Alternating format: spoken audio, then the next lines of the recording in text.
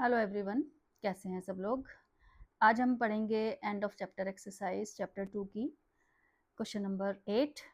हम चैप्टर पढ़ रहे हैं introduction to linear polynomials for class 9। तो आज हम क्वेश्चन नंबर 8 करेंगे। क्वेश्चन नंबर 1 to 7 हमने पहले वाली वीडियोस में कर लिए हैं।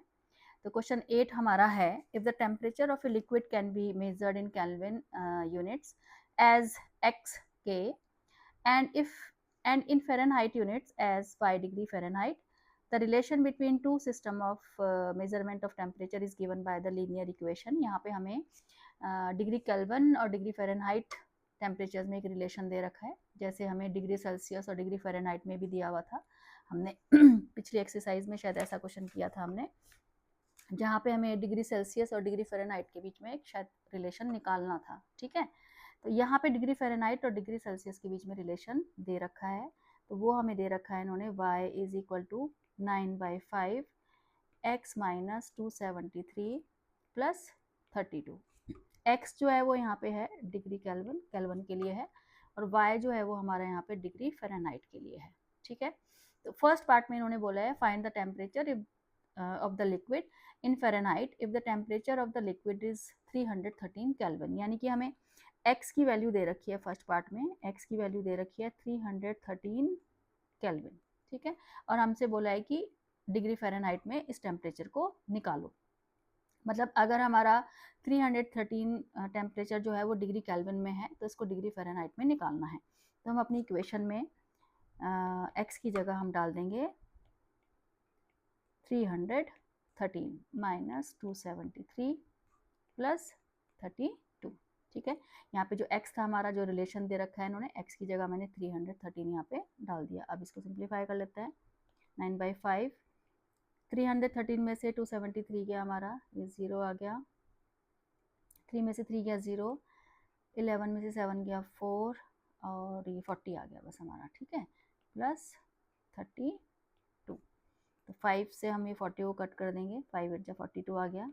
तो 9 इंटू 8 हमारा 72 हो गया, प्लस 32, तो ये हमारा आ गया 104 डिग्री फ़ारेनहाइट। ठीक है, तो मतलब अगर हमारा टेम्परेचर 313 डिग्री केल्विन है, तो वो फ़ारेनहाइट में कितना होगा, 104 डिग्री फ़ारेनहाइट। सेकेंड पार्ट में इन्होंने हमें दे रखा है if the temperature is 158 degree Fahrenheit, यानी कि अब हमें y की वैल्यू दे रखी है 158 डिग्री फ़ारेनहाइट, क्योंकि y जो है वो डिग्री फ़ारेनहाइट को रिप्रेजेंट कर रहा है और x जो है वो डिग्री केल्विन को रिप्रेजेंट कर रहा है। तो y की वैल्यू हमें दे रखी है यहाँ पे, तो अब हमने निकालना है यहाँ पे x निकालना है। तो अब हम अपने रिलेशन में जो हमें रिलेशन दे रखा है, y की जगह हम यहाँ पे 158 रखेंगे। 9/5 ब्रैकेट में x माइनस 273 प्लस 32। तो सबसे पहले हम क्या करते हैं, 32 को उधर ले जाके माइनस करते हैं। ये जो 32 है 158 में से इसको माइनस कर देते हैं। 158 माइनस 32 इज इक्वल टू 9/5 और x माइनस 273। 32 को हम पहले इधर ले आए, माइनस कर दिया। अब इसमें से माइनस कर देते हैं, तो ये 6 आ जाएगा हमारा। 8 में से 2 गया, 6 आ गया, 5 में से 3 गया, 2 आ गया, और ये 1 आ गया, 126 आ गया। 9/5 x माइनस 273। अब 5 को इधर क्रॉस मल्टीप्लाई कर देते हैं, 126 इंटू 5, और 9 को इधर डिवाइड में ले आते हैं हम। ठीक है, क्योंकि हमारा जो डिवाइड वाले नंबर होते हैं वो दूसरी साइड मल्टीप्लाई में जाते हैं, और जो मल्टीप्लाई वाले नंबर होते हैं वो डिवाइड में जाते हैं। तो इसको कटिंग करके देख लेते हैं हम। 3 4 जा 12, 3 2 जा 6, 3 3 जा 9, और ये भी 3 से कट हो जाएगा। 3 1 जा 3, 3 4 जा 12, 14 आ गया। 14 इंटू 5 हमारा ये कितना हो गया, 70 is equal to x minus 273। अब ये 273 इधर आके ऐड हो जाएगा, इज इक्वल टू x। जब हम इनको प्लस करेंगे तो ये हमारा आ जाएगा 343। 3 आ गया, 7 + 7 14 का 4 हो गया, 2 + 1 343, ये आ गया हमारा केल्विन। ठीक है, 343 केल्विन आ गया हमारा। एक बार कैलकुलेशन चेक कर लेना तुम लोग भी।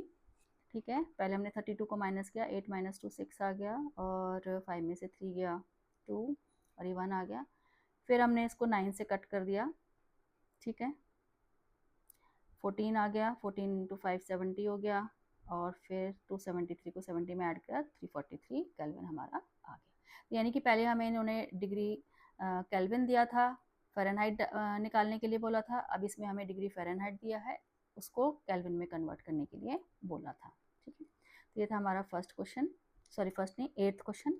अब है हमारा 9th क्वेश्चन। यहाँ पे 9th क्वेश्चन है, the work done by a body on the application of a constant force is the product of the constant force and the distance travelled by the body in the direction of the force. मतलब यहाँ पे इन्होंने work done, distance और force के बीच में एक relation दिया है। ठीक है, कि जो वर्क डन है हमारा वो किसके इक्वल होता है, फोर्स इनटू डिस्टेंस। ठीक है, मतलब हमने किसी बॉडी पे फोर्स अप्लाई किया तो उसने कितनी डिस्टेंस चली, तो work done is equal to क्या होगा हमारा, फोर्स इनटू डिस्टेंस। तो ये इन्होंने हमें यहाँ पे दे रखा है। तो work done is equal to force, जितना फोर्स हम अप्लाई कर रहे हैं, इनटू फोर्स अप्लाई करने के बाद कोई भी ऑब्जेक्ट जितने डिस्टेंस कवर करेगा, वो इन्होंने यहाँ पे दे रखा है हमें। ये देखो, the work done by a body on the application of constant force is the product of the constant force and the distance travel by the body in the direction of the force. मतलब जिस direction में हम force लगाएंगे हमारी body उसी direction में move करेगी। उसके बाद इन्होंने बोला express in the form of a linear equation into variables. Work done को हमने यहाँ पे W सपोज करना है एंड डिस्टेंस को यहाँ पे हमने D लेना है, यहाँ पे इन्होंने बोला हुआ है। तो वर्क डन को हमने यहाँ पे W से डिनोट करना है और डिस्टेंस हमने यहाँ पे लेनी है स्मॉल d और फोर्स को हम यहाँ पे F ले लेते हैं। ठीक है, F इंटू D। लेकिन उन्हें कॉन्स्टेंट फोर्स हमें यहाँ पे दे रखा है 3 units, taking the constant force as 3 units, यानी कि F की वैल्यू हमें यहाँ पे इन्होंने दे रखी है 3 यूनिट्स, यानी कि हम 3 यूनिट्स का फोर्स अप्लाई कर रहे हैं। तो हमारी जो इक्वेशन बनेगी वो W is equal to 3D।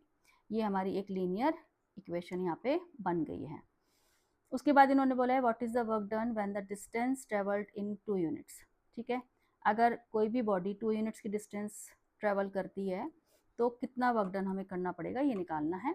और उसके बाद इन्होंने बोला है verify it by plotting it on the graph, यानी कि इसका हमें ग्राफ भी ड्रॉ करना है। ठीक है, तो पहले हम फॉर्मूले से निकाल लेते हैं। फॉर्मूले में इन्होंने हमें डिस्टेंस कितनी दे रखी है, डिस्टेंस दी है 2 यूनिट्स। ठीक है, अगर डिस्टेंस 2 यूनिट्स है हमारी तो कितना वर्क डन होगा, देयरफॉर कितना वर्क डन आ रहा है हमारा यहाँ पे 3 इंटू D। ठीक है, हमारी जो इक्वेशन है यहाँ पे हमने D की जगह 2 डाल देना है, तो वर्क डन आ रहा है हमारा यहाँ पे 6 यूनिट्स। ठीक है, 6 यूनिट्स का वर्क डन आ रहा है। अगर कोई भी बॉडी 2 यूनिट्स की डिस्टेंस कवर करती है, फोर्स हमारा कितना है यहाँ पे, कांस्टेंट फोर्स 3 यूनिट्स दे रखा है, तो कितना वर्क डन आएगा हमारा 6 यूनिट्स। उसके बाद इन्होंने बोला है कि इसका ग्राफ आप ड्रॉ करो और ग्राफ से भी वेरीफाई करो। ठीक है, अब देखो मैंने यहाँ पे इसका ग्राफ बनाया हुआ है, ये ग्राफ बनाया है। तो देखो जो हमारी इक्वेशन बनी है, लीनियर इक्वेशन बनी है, वो ये बनी है, work done is equal to 3 into D। तो मैंने यहाँ पे टेबल बना लिया है, जैसे कि मैंने पहली वीडियो में ग्राफ तुम्हें ड्रॉ करने सिखाए हैं, क्वेश्चन नंबर 7 हमने किया है। ठीक है, तो ग्राफ बनाने के लिए हम ये टेबल बनाते हैं। तो यहाँ पे हमने W और D में एक टेबल बनाया है। तो यहाँ पे D को अगर हम 1 रखते हैं तो W की वैल्यू 3 आती है, D को अगर हम 2 रखते हैं तो W हमारा 6 आता है, और D को अगर हम 0 रखते हैं, यानी कि अगर डिस्टेंस 0 है तो वर्क डन भी हमारा क्या होगा, 0 होगा। तो मैंने यहाँ पे टेबल बना लिया है। उसके बाद मैंने यहाँ पे एक्सिस ड्रॉ करी है, एक्स एक्सिस पे मैंने डिस्टेंस लिया है, यहाँ पे ये लिखा हुआ है यहाँ पे, और वाई एक्सिस पे मैंने वर्क डन लिया है। ठीक है, और फिर ये मैंने पॉइंट्स मार्क किए हैं कि डिस्टेंस अगर हमारा 1 है, डिस्टेंस अगर हमारा 1 है, ये देखो डिस्टेंस हमारा 1 है, तो वर्क डन कितना है 3, तो ये पॉइंट मैंने मार्क किया है। डिस्टेंस 1 है इधर, ठीक है, ये डिस्टेंस 1 है, वर्क डन हमारा 3 है, तो एक पॉइंट ये मार्क हो गया।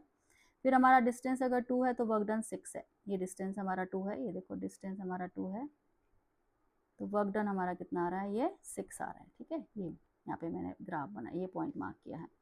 फिर अगर वर्क डन 0, डिस्टेंस 0 है तो वर्क डन भी 0 है, तो यानी कि 0 हमारा कहाँ पे होता है, ओरिजिन पे, जहाँ पे एक्सिस कट करती हैं उसको हम ओरिजिन बोलते हैं, और यहाँ पे हमारा एक्स भी 0 होता है, वाई भी 0 होता है, यानी कि वर्क डन भी 0 है और डिस्टेंस भी 0 है। तो इन तीनों पॉइंट्स को ज्वाइन करके हमने ये लाइन बना ली है, यानी कि इसका हमने ग्राफ बना लिया है। तो देखो ग्राफ से भी हमारा, अगर डिस्टेंस हमारी 2 यूनिट्स है, जैसे कि ये देखो मैंने डॉटेड लाइन बनाई है, अगर डिस्टेंस हमारी ये 2 यूनिट्स है तो वर्क डन कितना आ रहा है, 6 यूनिट्स आ रहा है। ये देखो यहाँ पे डिस्टेंस ले रहे हैं हम 2 यूनिट्स। ठीक है, तो वो 2 यूनिट्स वाली जो लाइन हमने ड्रॉ करी है डॉटेड, वो ग्राफ को यहाँ कट कर रही है 6 पॉइंट पे। फिर इधर हमने वाई एक्सिस पे इसको टच कराया तो ये 6 यूनिट्स पे आ रहा है, ठीक है, 2 और ये 6। तो ग्राफ से भी हमारा वेरीफाई हो रहा है और जो हमने फॉर्मूले से निकाला है वो भी हमारा 6 यूनिट्स आ रहा है। तो इन्होंने यही बोला था कि इसका ग्राफ भी ड्रॉ करो और ग्राफ से वेरीफाई करो कि वर्क डन हमारा 6 यूनिट्स आ रहा है कि नहीं आ रहा है, अगर डिस्टेंस हमारी 2 यूनिट्स है तो, ठीक है। तो ये हो गया हमारा क्वेश्चन नंबर 9।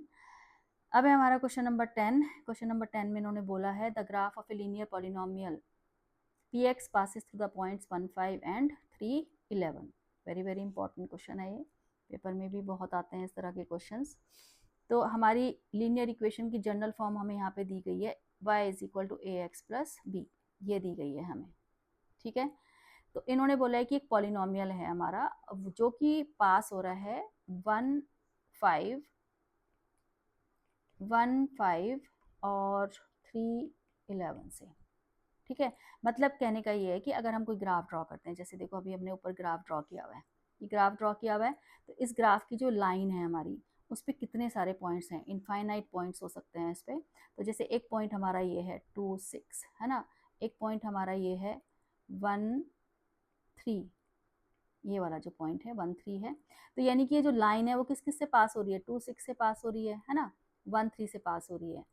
ऐसे ही यहाँ पे 0, 0 ये ओरिजिन से भी पास हो रही है। और भी बहुत सारे पॉइंट तुम इस पर मार्क कर सकते हो, जैसे यहाँ -3 और ये -1 हो गया, नीचे -4 और -2 हो गया। ये तो बहुत सारे पॉइंट तुम ऐसे मार्क कर सकते हो। तो ऐसे इन्होंने बोला है कि एक पॉलिनोमियल है जो कि इन दोनों पॉइंट से पास हो रहा है, ठीक है। तो जिन पॉइंट से पास होता है वो हमारे होते हैं x और y, यानी कि पहला जो पॉइंट नंबर होता है हमारा 1 वो x होता है, दूसरा हमारा y होता है। ऐसे ये भी हमारा x है और ये y है। तो जो हमारी ये इक्वेशन है, जो हमारा पॉलिनोमियल है, इसको हमने इन दोनों पॉइंट से पास कराना है। पास कराने का मतलब है कि हमें इसमें x की जगह 1 डालना है और y की जगह 5 डालना है। तो अगर हम इसमें y की जगह 5 डालते हैं, y की जगह यहाँ पे 5 डालते हैं और x की जगह 1 डालते हैं, तो हमारी ये एक इक्वेशन बन जाएगी, ठीक है। तो मतलब इसको बोलते हैं कि हमने अपनी इक्वेशन को इस पॉइंट से पास करा दिया है, ठीक है।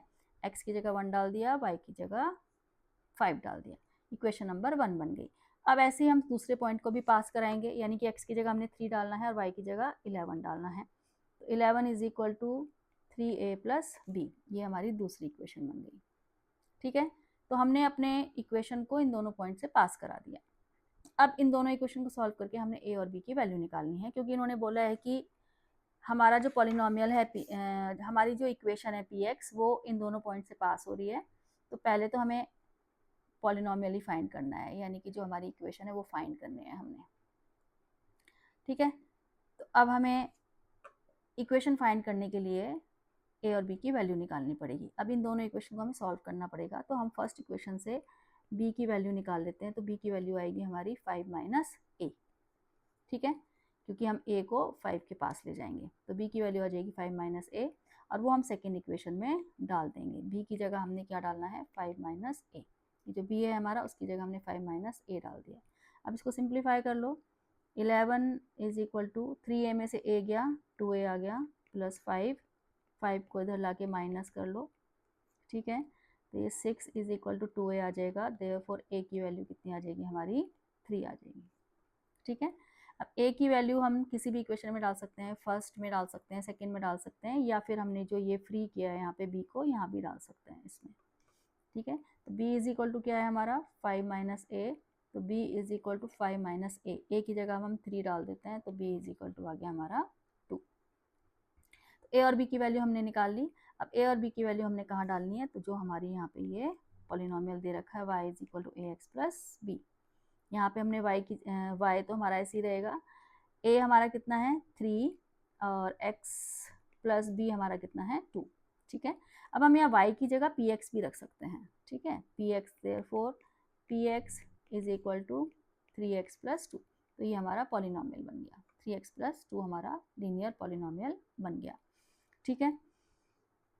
तो क्योंकि हमारी जो जनरल फॉर्म होती है y is equal to a x plus b होती है, तो y जो है हमारा वो किसी भी फॉर्म में दे सकते हैं, ये पी एक्स की फॉर्म में भी दे सकते हैं, क्यू एक्स, आर एक्स किसी की फॉर्म में दे सकते हैं। तो हमने ये वैल्यू पॉलिनोमियल अपना फॉर्म कर लिया। उसके बाद इन्होंने हमसे पूछा था find the coordinates where the graph of p x cuts the axis. मतलब ये जो हमारा पॉलिनोमियल आया है ये एक्स एक्सिस को किस पॉइंट पे कट करेगा और वाई एक्सिस को किस पॉइंट पे कट करेगा। देखो जैसे मैंने इसका ग्राफ ड्रॉ करा हुआ है, क्योंकि अगले पार्ट में इन्होंने बोला है कि इसका ग्राफ भी ड्रॉ करो। तो देखो मैंने इस पॉलिनोमियल का जो हमारा बना है ये 3x + 2, इसका ये मैंने ग्राफ बनाया है। पहले मैंने इसका टेबल बना लिया, टेबल बनाने के बाद ये ग्राफ बनाया है। तो देखो ये जो लाइन है हमारी, जो रेड कलर की लाइन है, तुमसे पूछा गया है कि ये वाई एक्सिस को किस पॉइंट पे कट कर रही है और एक्स एक्सिस को किस पॉइंट पे कट कर रही है। तो पहले तो इन्होंने बिना ग्राफ के पूछा है कि बिना ग्राफ के बताओ किस पॉइंट पे कट कर रही है। तो देखो एक्स एक्सिस पे फाइंड करने के लिए, ऑन एक्स एक्सिस पे फाइंड करने के लिए हमारा y = 0 होता है। ऑन एक्स एक्सिस y = 0, ठीक है। तो यानी कि हम y की जगह यहाँ पे 0 डाल देंगे, तो 0 = 3x + 2। तो देयरफॉर -2 = 3x और x की वैल्यू आ जाएगी -2/3, और जिसको हम अप्रॉक्स ऐसे लिख सकते हैं -0.666 रिपीट होता चला जाएगा, यानी कि -0.67 हम इसको लिख सकते हैं अप्रॉक्स।